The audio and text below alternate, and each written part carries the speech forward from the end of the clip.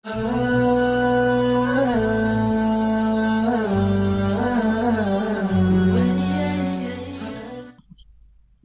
ونصلی علی رسولہ الکریم۔ نسل انسانی کا آغاز حضرت نوح علیہ السلام کے بعد، اس کے بارے میں آج ہم بات کریں گے۔ قرآن پاک اور قدیم الہامی روایات کے مطابق آج روئے زمین پر جتنے انسان بستے ہیں وہ سب حضرت نوح علیہ السلام کی اولاد میں سے ہیں۔ حضرت نوح علیہ السلام اللہ تعالیٰ کے برگزیدہ نبی تھے جنہیں ایک ایسی قوم کی طرف بھیجا گیا جو شرک اور گمراہی میں مبتلا تھے۔ انہوں نے 950 سال تک اپنی قوم کو ایک اللہ کی عبادت کی طرف دعوت دی، مگر اکثریت نے انکار کیا۔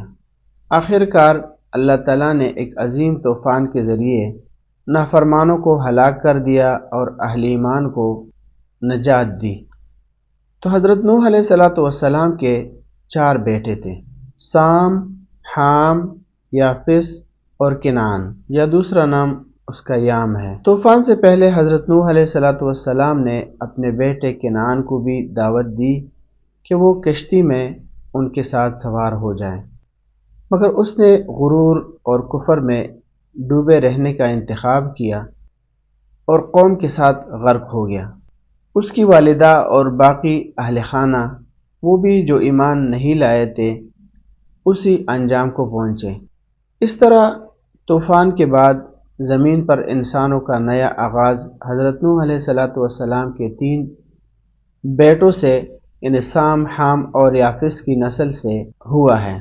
یہی نسلیں مختلف سمتوں میں پھیل کر آج کل کے تمام انسانوں کی آبادی کی بنیاد بنی۔ سام حضرت نوح علیہ السلام کے بڑے بیٹوں میں سے تھے۔ طوفان کے بعد وہ مشرق کی طرف، خاص طور پر یمن میں آباد ہوئے۔ ان کی نسل سے عرب، فارس، روم، بنی اسرائیل، آشوری، ارمنی اور کلدانی جیسی بڑی اقوام وجود میں آئیں۔ سام کو ابو العرب بھی کہا جاتا ہے کیونکہ عرب قبائل کا سلسلہ نسب انہی ہی تک پہنچتا ہے، اور یہ بنی اسرائیل بھی سام ہی کی اولاد ہیں، اور اسی نسبت سے انہیں سامی اقوام کہا جاتا ہے۔ سام کی نسل نے جزیرہ نما، عرب، عراق، شام، فلسطین اور ایران جیسے خطوں میں اپنی تہذیبیں قائم کی۔ حام بن نوح علیہ السلام۔ حام طوفان کے بعد براعظم افریقہ میں آباد ہوئے۔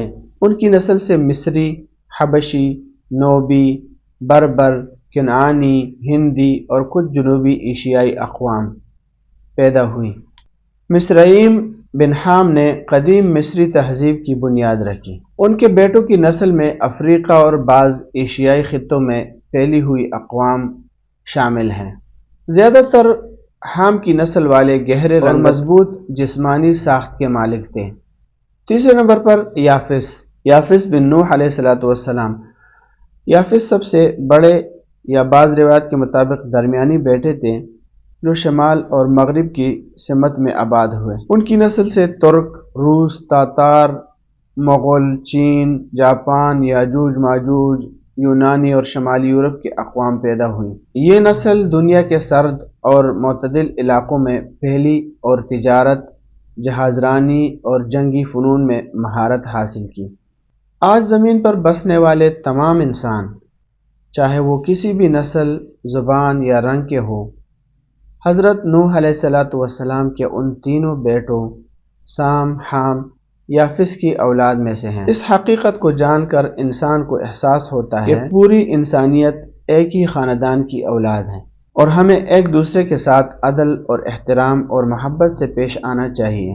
آج زمین پر جتنے بھی انسان ہیں، سب کا نسب حضرت نوح علیہ السلام کی 3 بیٹوں سام، حام اور یافس سے جڑتا ہے۔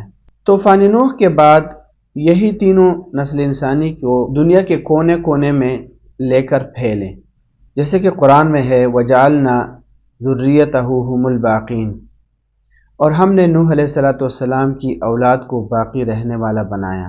سورہ صافات آیت نمبر 77۔ اللہ تعالی ہم سب کو صحیح معنوں میں دین پر چلنے کی توفیق عطا فرمائے۔ وما علینا الا البلاغ۔